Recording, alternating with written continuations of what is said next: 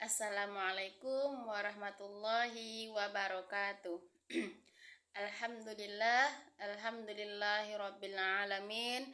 Wassalatu wassalamu ala asrofil anbiya'i wal mursalin wa ala alihi wa sahbihi rasulillah ajmain. Amma ba'du. Segala puji bagi Allah Subhanahu wa taala yang telah memberikan kita.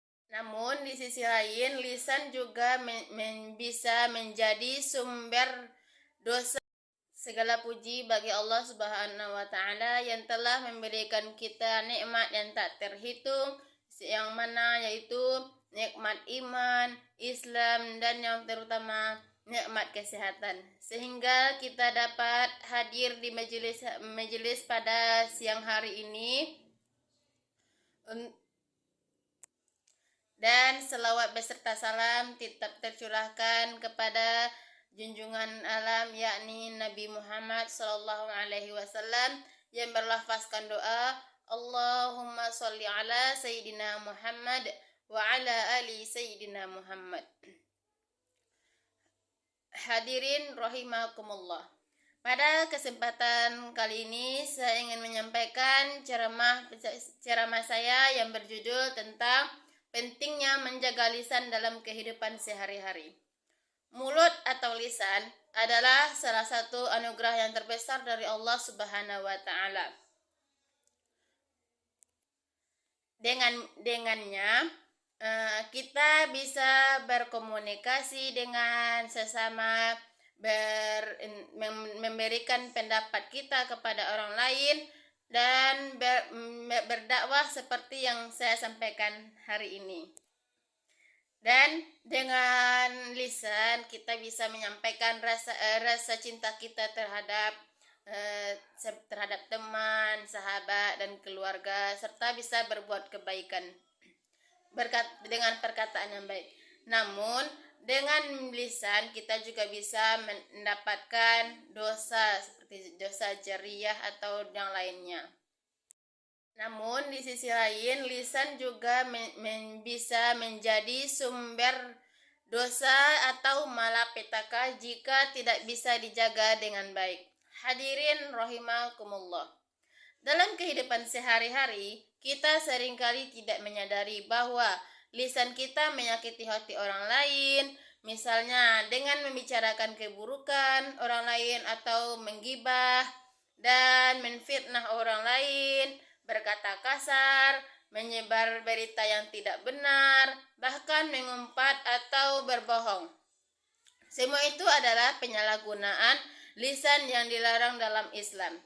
Sebagaimana firman Allah dalam Al-Quran, yaitu surah Al-Hujurat ayat 12 yang menjelaskan bahwasanya saking besarnya dosa menggunjing itu atau menggibah dan membicarakan keburukan orang lain, Allah menegaskan bahwasanya kita sama saja dengan memakan daging saudara kita sendiri.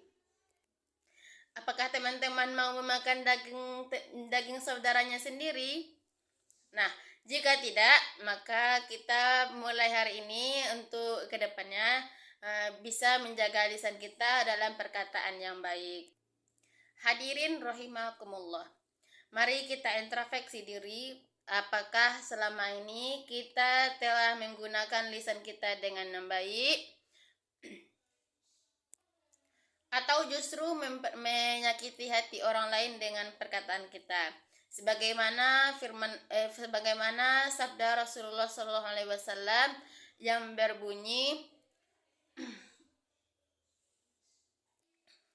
yang artinya barang siapa yang beriman kepada Allah dan hari akhir, maka hendaklah ia berkata dengan yang baik, dan jika tidak bisa maka diamlah.